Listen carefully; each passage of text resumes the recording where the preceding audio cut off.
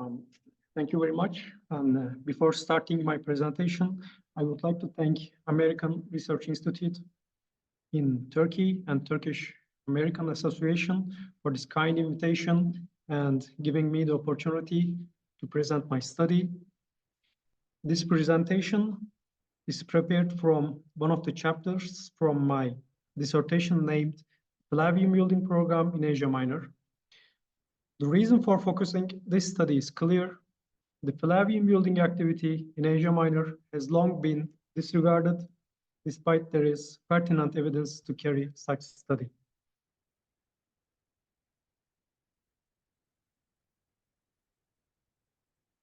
Doesn't work. But let me try here, maybe. Oh, okay, maybe I should use the keypads. Okay, thank you. So the empire dominated a vast geography during the imperial period, stretching from Italy to Gaul, Africa, Spain, almost half of the Britain, Asia Minor, and for a short period of time, it even reached the Persian Gulf and Caspian Sea during the early 2nd century AD. And besides geography, the imperial period has had a long history. Starting with Octavian, or later on in 27 BC, Augustus, Rome was transformed and ruled by the emperor who wields supreme power and his successors, or individual emperors. And starting from the mid-20th century, this enormous geography and long history attracted scholars, and it resulted in many studies to be produced about building program throughout the empire, and each of these studies have focused on a province or provinces. Among the examples, one of the most known is probably Ramsay Macmillan's Roman Imperial Building in the Provinces, published in Harvard Studies in Classical Philology. He had a general approach about how building program in imperial period was carried out in the provinces. Few decades later, his study is followed by Stephen Mitchell's Imperial Building in the Eastern Roman provinces. Mitchell narrows the scope of his study and reveals how building program was carried in the Eastern Roman Empire. We have Engelbert Winter's study as well. It is also important. He focused on the finance of the imperial building policy in Asia Minor. And considering this vast geography and long history, my study focuses on the Roman imperial building activity in Asia Minor during the age of Vespasian. Thanks to ancient and modern sources, we know that the first Roman army arrived to Asia in 196 BC, and between 133 to 31 BC, for the creation of the imperial period by Octavian, the Romans gradually expanded their territories under Republic. This expansion had continued during the imperial period. However, there were major differences among the Republican and imperial policies. Asia had some advantages before the Roman Republic invaded their territories. There was an ongoing taxing system paid to the local rulers, and the region was already urbanized and had well-established networks of trade. Nevertheless, the Romans treated Asia as a colony and disrupted established patterns. They plundered the stored reserves of generations from towns, temples, and from rich individuals' treasure chests. They used skilled people and took unskilled as slaves. Loans were given to oppressed landowners with a very high rates of interest. Consequently, their estates were seized because they couldn't pay. Taxes are no longer spent in regional metropolises, but sent to Rome. This policy had drastically changed when the existing system, the Republic, had transformed into the Principate. Augustus reorganized the taxing system and decided to make investment in provinces. And the most visible physical remain is, as Ramsay Macmillan states, is in the building activity. Augustus and his successors supported building activity in provinces. All buildings were restored, new ones were constructed, and some of them were elegant in scale. So we have 2 examples of studies which focused on the building program in Asia Minor. And needless to say, Hadrian is among them. And the second one is more general and concentrating on Roman building program, Roman imperial building program in Asia Minor during the imperial era. Macmillan's statements and former studies, as mentioned above, raise 2 questions for my research. What about the building policy initiated during the age of Vespasian? Did imperial building activity continue or not? And if not, why? And what differed Vespasianic building program in Asia Minor from other periods, namely his predecessor and successor? I will try to address this issue through considering available archaeological and historical data. So we have the building distribution on the map and buildings dated to Vespasian. We have in total 21 buildings in 17 cities. The majority of the building activity is attested in Lycia Pamphylia. I should point out that I will focus on Lycia Pamphylia since not only this province hosts most buildings, but also other provinces give us limited information. And most buildings in those provinces were destroyed to the foundation. And here are the distribution of the buildings. Building activities in other regions as Asia, Bithynia, Pontus, Galatia, and Cilicia are limited. There seem to be nothing in Cappadocia. There might be some buildings, but they may not unearthed yet or destroyed by lay foundation to their houses. We don't know. And out of 21 buildings, 10 are related with water, bath buildings, fountains, aqueducts, and water channels. There is 1 bridge in Cilicia, 5 city gates in Nicaea, again, 5 small temples, and 4 unidentified buildings. We only know them through partly survived inscriptions, and the buildings are destroyed. Almost all the buildings are dated according to building inscription, and I want to point out one thing, that no architectural ornamentation on Vespasianic buildings. Only exemption is the monument in Side, and if there is one, nothing survived. We have the analysis of the buildings. Construction from foundation is limited. Most buildings dated to him are pre-existed. They were expanded or repaired and continued to be used. We have again 7 unknown ones. These are the buildings that are totally destroyed, except their part survived the inscriptions, and thus I am unable to make any comment. So this is the main challenge. Many surviving buildings are in poor condition. And let me summarize here. Most buildings are related with water as fountains, baths, aqueducts, and water channels. Almost all the buildings are dated according to building inscription, and stylistic analysis is strictly limited. Construction activity is also limited. Existing buildings were repaired or expanded. New constructed ones are small. One instance is that I cannot show the building here because it is in ruin at the moment, and there hasn't been any excavation for many years at the site, and the nature has just swallowed the building. We have basically nothing more than its plan taken years ago.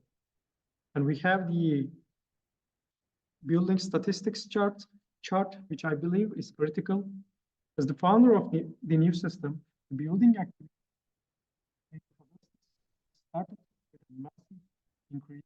But we must not forget that his 45 years of rule of him should also influence the high number. The system had continued by his successors, but when we came to the age of Vespasian, we see a decrease.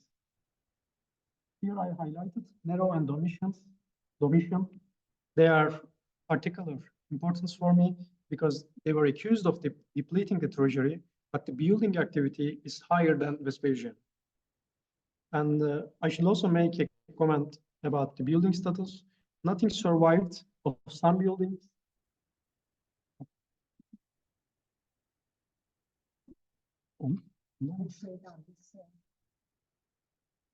Okay. Nothing survived of some buildings except building inscriptions. Examples are the fountain in Arikanda, a bath in Perge, and again, a temple in Kadyana. In general, activity is limited and monumental architecture does not exist.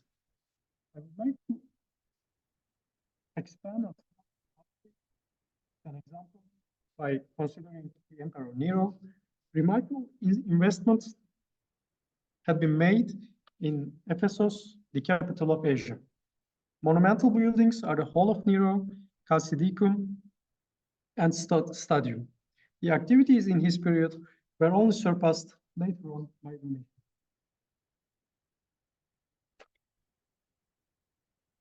And I should also address for Lycia Pamphylia. As the map shows, it is of particular importance due to two reasons. First, the densest building activity is attested here, and second, almost all the buildings are related with water. In other words, aqueducts, pipelines, fountains, and baths. This, of course, raises the question, why? Considering the density of a province, a scholar may rightfully think that a particular building policy might have been carried out in Lycia Pamphylia. Rich Patterson stated that water-related buildings were the result of reorganization of the area under Vespasian. In other words, reorganization and water buildings are related to one another.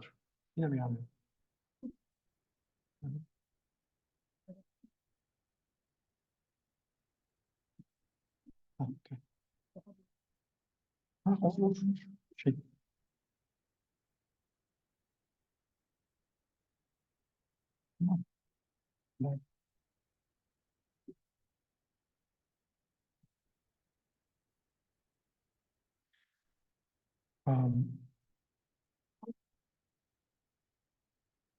So let me start again. Rich Patterson stated that water-related buildings were the result of reorganization of the area under Vespasian. In other words, reorganization and water buildings are related to one another. This is possible because we have the famous Stadiasmus Patarensis inscribed monument dedicated to Emperor Claudius for the roads constructed through his legate Quintus Veronius. Claudius completed the roads, whereas his successor Vespasian completed the water structures. Another scholar, Christoph Schuler, focuses the issue on a wider context. He considered water-related structures, buildings in Lycia Pamphylia, from the age of Claudius to Vespasian, and concluded that the Romans focused on these structures to legitimize themselves in the area. In other words, the density on the area is an act of propaganda. That's also possible, but I cannot stop myself thinking about the greatness of the empire. I mean, the empire itself had not only the power to build magnificent, grand-scale buildings in the provinces, as can be attested in early and later periods, but it also had the resources to create new cities or rebuild them. But these buildings belong to Vespasian, are small in scale.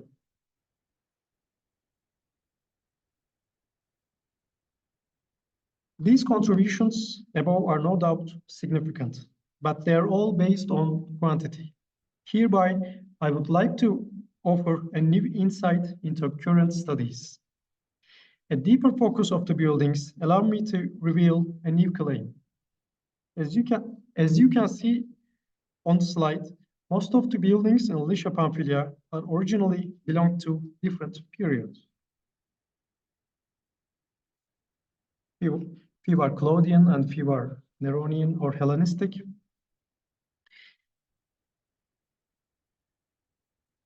Furthermore, the buildings are repaired or expanded. In other words, they were already in use during the Vespasianic age. But this determination requires a comparison because same condition might have been existed in previous or later periods. We have, again, few examples. I specifically chose Nero and Domitian as samples because they are widely discredited for the depletion of imperial treasury, and again, blamed for extravagant taxes on provinces to find money. These are the tables for Nero and Domitian, and here are the buildings that can be considered as monumental. As you can recall from the last slide, most buildings dated to Vespasian are originally belong to a different period, whereas the situation is far different in Neronian and Domitianic ages. Furthermore, reusing existing buildings seem to be valid for the buildings in other provinces in Asia Minor. One building is the fountain dated to Vespasian in Kaunos, in which I will show you in a minute. Architectural analysis proved that the first phase of the building goes back to Hellenistic period. It was expanded during the age of Vespasian.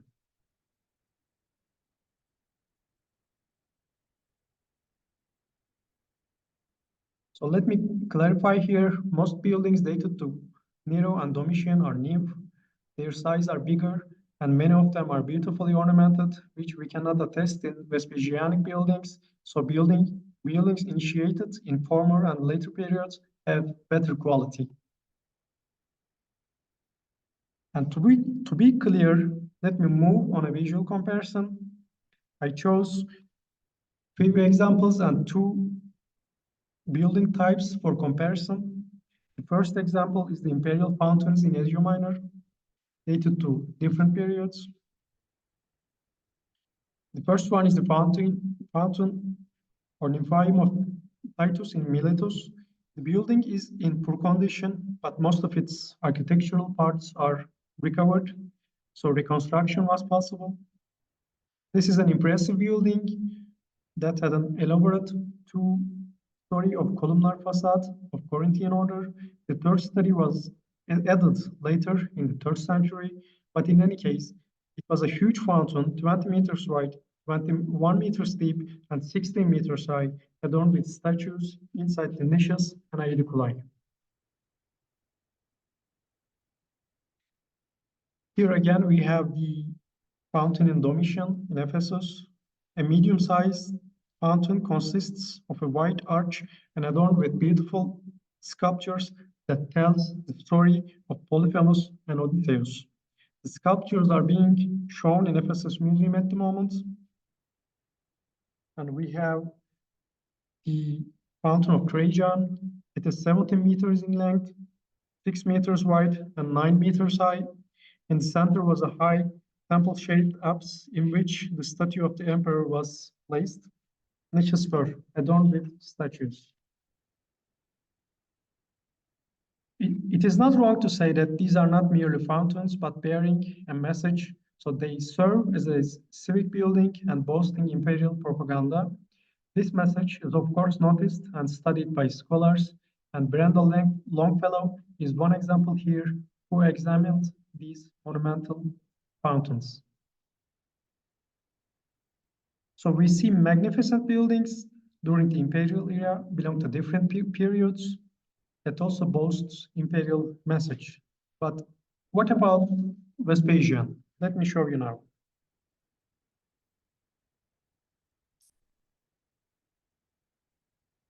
This is the largest known fountain of Vespasian in all Asia Minor. It is 5 meters in length and 8 meters wide. An archaeological study on the building indicates that it was pre-existed and dated to Hellenistic period, expanded during the age of Vespasian by adding 3 more water pipes. Its basin is also expanded. This fountain is of particular importance for me because it's an example that summarizes the building program carried out during the age of Vespasian in Asia Minor. Namely, any building related with him is small or pre-existent. Let me move another example. The picture on the left is called the Arch of Marcius Priscus. It is located in Santos in Lycia, Pamphylia. It is merely 2.5 meters in length and 1.5 meters wide. It served as a gateway And here on the right, we have the Arch Modestus in Patara, 5 kilometers away from Santos. This is a monumental projection of the Arch of Marcius Vescus. So Vespasianic buildings are, in general, functional buildings serving public. So imagine, you have the empire that ruled in three continents, and after Egypt, Asia was the most profitable region. The empire had not only the power to build magnificent, grand-scale buildings in the provinces, as can be attested in early and later periods, but it also had the resources to create new cities or rebuild them, considering they might be destroyed due to fire or earthquakes. And needless to say, Hadrian is the emperor who found many cities and rebuilt them when they were destroyed by any circumstance. And we have few examples. He reconstructed and found in Asia Minor, in Nicaea and Nicomedia, he rebuilt the cities, and in Hadrianoi and Hadriania, he found new cities.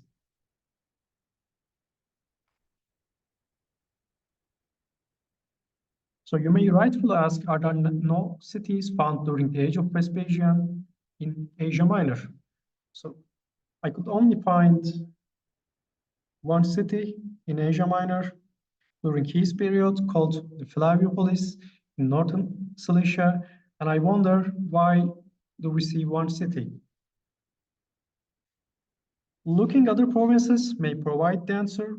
Here we have the city of Sabora in Baetica in present Spain. The city council sent envoys to Vespasian and complained about logistic and financial problems.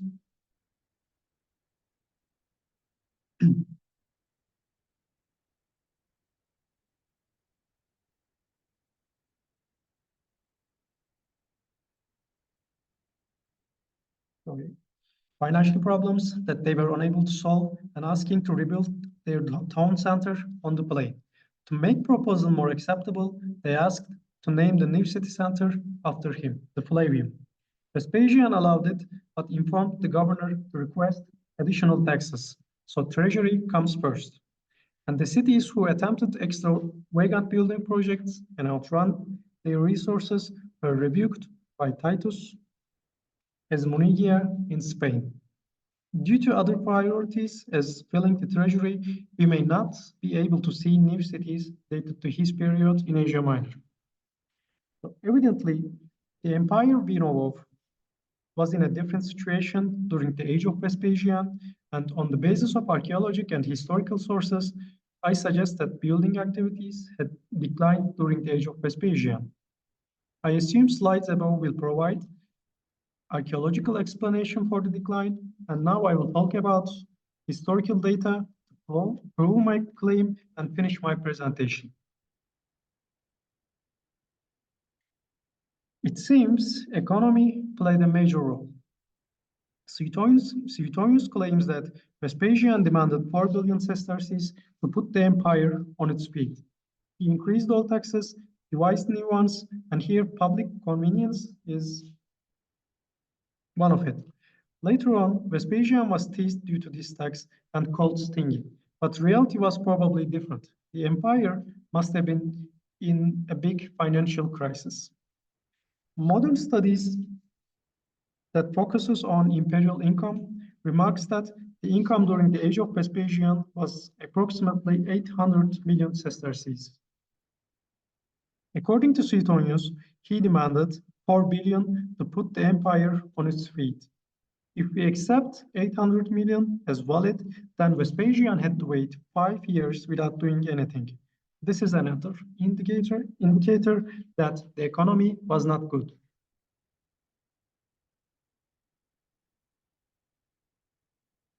There were also new taxes for the provinces. These are the Fiscus Alexandrinus and Fiscus Asiaticus. We have information about Fiscus Alexandrinus that the taxes were doubled, but we don't know the rates in Asia Minor. But it is possible to double the taxes there, like in Egypt, since these two provinces were the richest in the empire.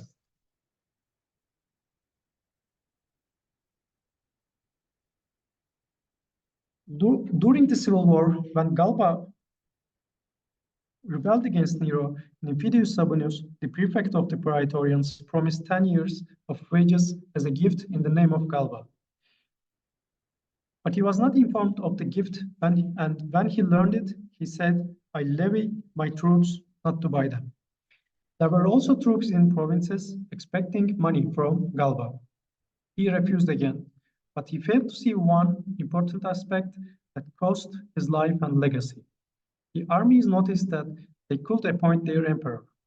The rebellion then began in Upper Germany and spread to Lower Germany, and the governor of Lower Germany declared imperator by his troops.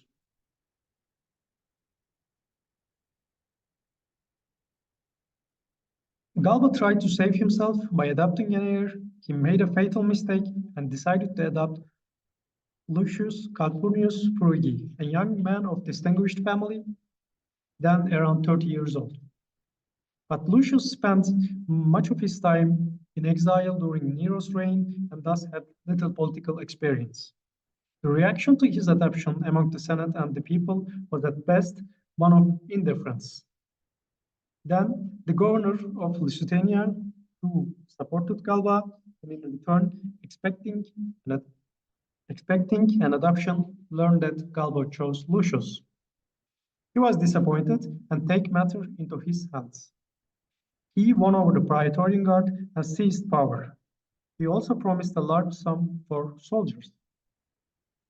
Galba was brutally murdered. However, Otto did not stay long because Vitellian forces were on the move. Otto was defeated at Cremona and committed suicide.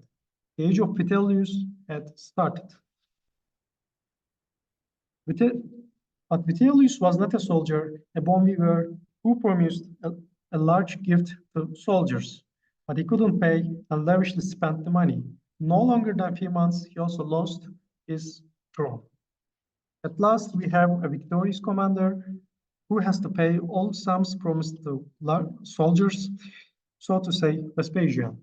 The expenditure of the army was so high that even Domitian complained about it.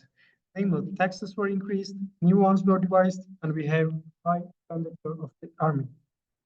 And we do have other problems. Nero's death caused an internal war, which leads an instability in the empire. We saw five main candidates who wanted to rule the empire. These are, as you see, Galba, Otto, and Vitellius, but there are others, the ones that are not mentioned.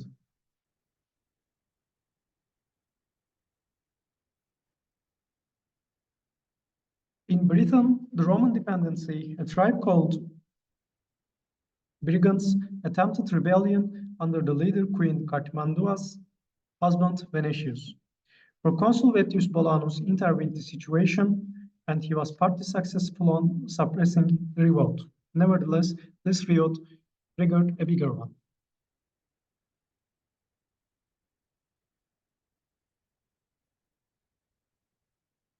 Batavian chief and army commander Julius Civilis had controlled 8 cohorts plus his tribe rebelled against Vespasian.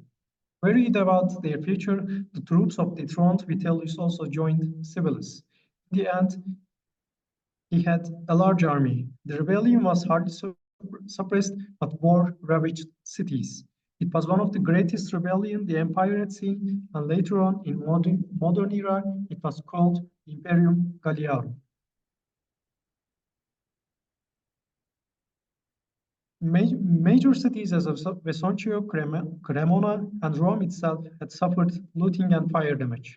Swathes of devastation came from the repeated passage of armies over main highways, especially through Gaul, the Alps, and Italy, the scene of fierce struggles, and to a lesser extent in the Balkans, Asia Minor, and Africa. We also have a revolt in Africa. Lucius Piso, proconsul of Africa, was saluted as imperator by one of his soldiers. There was uncertain news about the future of the empire, and he decided to rebel. He was later killed by a legion commander, Valerius Festus. It's a small-scale movement, but an important indicator that armies and their commanders are open to opportunities. Rome was also damaged. It is particularly important because the city was burned twice. The first one occurred during the age of Nero. Cassius Dio states that most of the city was burned, including whole Palatine Hill. The fire continued several days. Soldiers and other guards saw this disaster as an opportunity to plunder the city and also reinforce the fires. And five years later, the army of Vespasian defeated Vitellius' army in Bedriacum and set out to siege Rome. Poor Vitellius had no hope but to surrender, but the Praetorians, whose existence were dependent on the emperor, wanted to fight.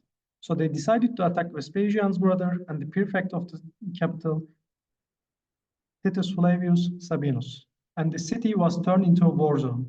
It appears nobody cared the heart of the empire. Rome and two parties did not hesitate to create fire again. Meanwhile, Antonius Primus, commander of Vespasian, arrived to Rome with his army, entered the city with his troops, added more plunder and damage, and ended the war. Vitellius was dragged from his hiding place, taken to the forum, tortured, and killed. Namely, Rome was burned, and the situation was so bad that even Vespasian himself allowed anyone to take possession of empty sites and build upon them in case the owners failed to do so.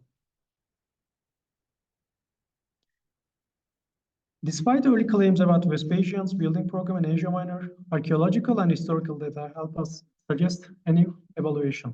Comparing building activity with early and later periods, the buildings itself show that we have limited building activity. Furthermore, historical data reveals possible reasons behind this decline. Vespasian had several problems when he took the throne. Treasury is depleted. It probably takes time to fill it. Increasing taxes and devising new ones, specifically for provinces, may slow the building activity. Internal war and armies caused great destruction on the empire, including the heart of Rome. Cities on the way were plundered by armies, and most of Rome was burned. We have more rebellions. We have a trouble in Britain, Gaul, Germany, and Africa. And I'm not even mentioning maybe the greatest problem in Judea, because we have a limited time. These problems may look trivial when you think the size and greatness of the empire, but when you combine all together, a bigger picture may appear. And there is one more thing to consider. It is Vespasian's age. As can be clearly seen from his portraits and ancient sources, he was an old man. Consider Octavian, for example. After the Battle of Actium, he ruled for 5 years and he found the city of Rome with bricks and left with marble. But the entire Flavian dynasty ruled 27 years, 3 more years than Tiberius' reign, or a little less than Hadrian or Antoninus Pius, and Vespasian only ruled 10 years. Considering all the problems mentioned above, it might be possible to see Vespasian as the restorer of the Roman world. He's the one who tried to create a better future for his sons and other successors. Nevertheless, all the problems and his short-lived rule might affect the building policy in Asia Minor.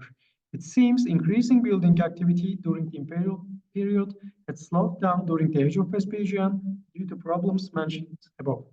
That might be the reason we see limited construction activity and usage of pre-existing buildings rather than elegant buildings that we see on later periods.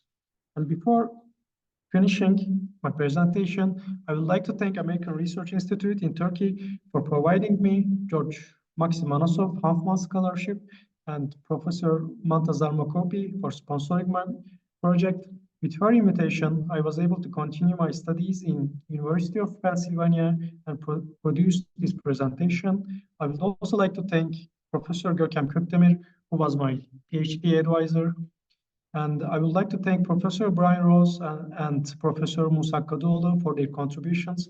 And thank you for listening to me. Receiving feedback from you are essential for me. Thank you.